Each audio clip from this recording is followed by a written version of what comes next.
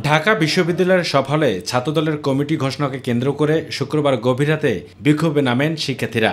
অবস্থান নেন উপাচার্যের বাসভবনের সামনে। এক পর্যায়ে রাত 2টার দিকে শিক্ষার্থীদের সঙ্গে কথা বলেন ঢাবির উপাচার্য অধ্যাপক ডক্টর নিয়াজ আহমেদ খান। জানান, ঢাকা বিশ্ববিদ্যালয়ের আবাসিক হলে ছাত্র রাজনীতি নিষিদ্ধ থাকবে। রাজনৈতিক কর্মকাণ্ডের বিষয়টি নিয়ন্ত্রিত থাকবে এবং সেটি হল প্রশাসন যেভাবে চাইবে সেভাবে হবে। আর এর প্রেক্ষিতে বিকেলে সংবাদ সম্মেলন করে ঢাকা বিশ্ববিদ্যালয়ের ছাত্রদল।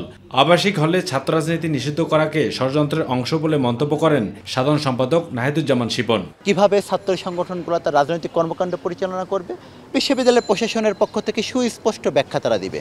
এটিকে ব্যাখ্যা দেওয়ার পরে তারপরে আমরা তাদের সাথে মন্তব্য করতে পারি যে এটিকে আসলে আমরা তাহলে আমাদের রাজনৈতিক কার্যক্রম কিভাবে করব। সুতরাং এটি আমাদের কাছে মনে হয় যে একটি উদ্দেশ্য প্রণোদিত এবং বাংলাদেশকে ঘিরে যে ধরনের রাজনৈতিক ষড়যন্ত্র চালু হয়েছে এটি একটি ষড়যন্ত্রের অংশ।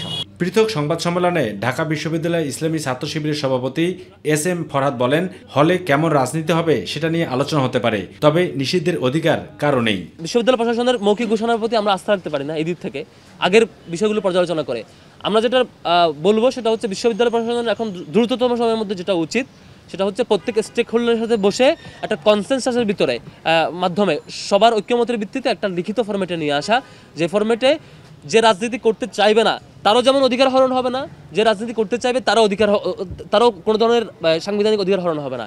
একই সাথে অপু সতপু, মাই টিভি, ঢাকা। রেসপন্স করতে পারি নাই।